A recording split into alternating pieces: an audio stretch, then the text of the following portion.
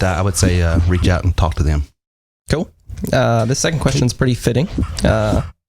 See here, Terry, what all is required to be able to start selling insurance? Well, I tell you what, since we've got a expert in the house tonight, I'm going to go ahead and defer to him. What does it take to get started? If you're right off the street, don't even know anything, you're Terry Wilson circa 2008. Sure. And the only thing you ever knew was music. Yeah. And where does that person go? How do they get started? I think there's a lot of different ways you can get into our industry. And I think, I'm a little bit biased, but I believe personally looking for a firm or a company that's going to be able to give you the tools, the support, the training, the resources you need. If you've never done an industry like insurance before, it can be overwhelming. Absolutely. And there's so many different lines and there's so many different niches that you can get into our industry. But there's some basics. Obviously, you've got to look into the state you work in. You got to get your basic licensing under your belt. And again, depending on what you do, are you going to be an independent? Are you going to work for a captive firm like I do? Some of those firms will provide the training and the education. They'll give you even the resources to get licensed. I know our firm does. We give the training that they need to go get licensed. And then obviously you got to get licensed in the respective state where you're at. But after that, the fundamentals, I think, of our business and the things you got to do to get going is you got to build a simple strategic plan on how to network, how to prospect, and how to get in front of the right people. The products and learning the different sales concepts, those are pretty elementary. And I think anybody can learn those. Any firm's going to teach you that. But it's finding the ability to get in front of the right quality candidates, the right quality individuals to be able to build your business around. So, I'm biased, but I believe it's honestly, if you're getting in this industry, get with a firm that's really going to give you the training, the hands-on development. They're going to continue to invest in you, and give you the platform to build off of early on. And then as you get into the industry, you can learn and see, is this where I want to stay, or do I want to branch out and go in different directions? Sure. Well, I want to back you up. Even though I became an independent, I will tell anybody, and to this day, matter of fact, I got a videos. They can go to our YouTube channel, and I think it's entitled 6 Things You Got to Know Before You Get Started in Insurance. And the first thing, I'm breaking it down, the advantages of being captive and non-captive. Sure. And one of the things I say in that video, and I've said it for years, if you're starting brand new, go captive. Yeah. Well, I agree. I think people that, and I don't want to come across, but there are MLM companies out there cloaked in insurance. 100%. Yes. Types of businesses. We won't mention I won't mention names, but the retention rate in those types of businesses are horrible. Yes.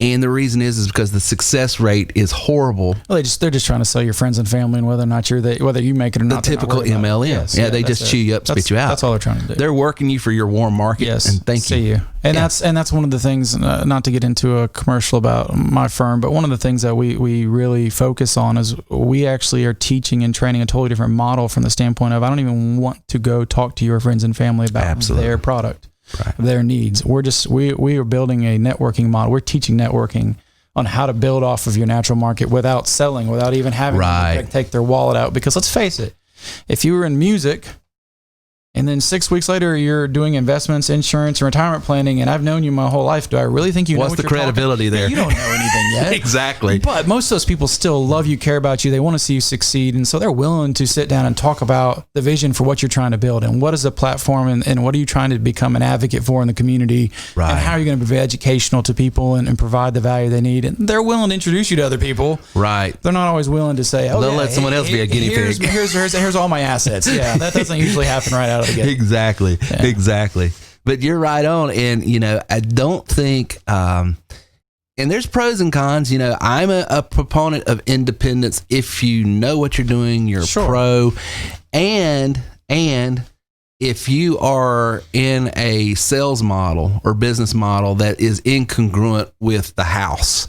I think you have to have already been in a form of sales similar at some level. Obviously not the same product. Sure. But you have to have already had the disciplines. Right. And especially the networking and marketing side of it. If you've never done that before, just to expect to figure out how to do that on your own, plus learning the industry, I don't see many, you don't see many people succeed like that. Sure.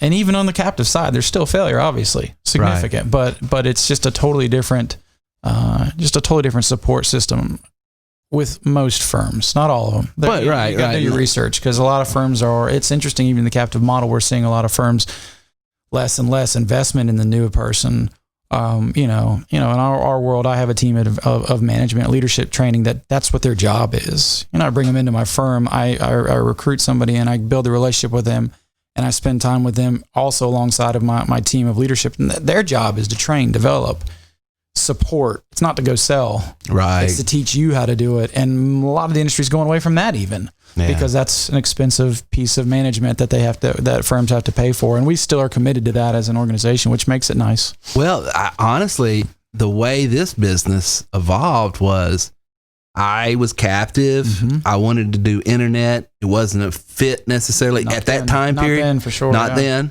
So, and this was the world I knew, internet marketing.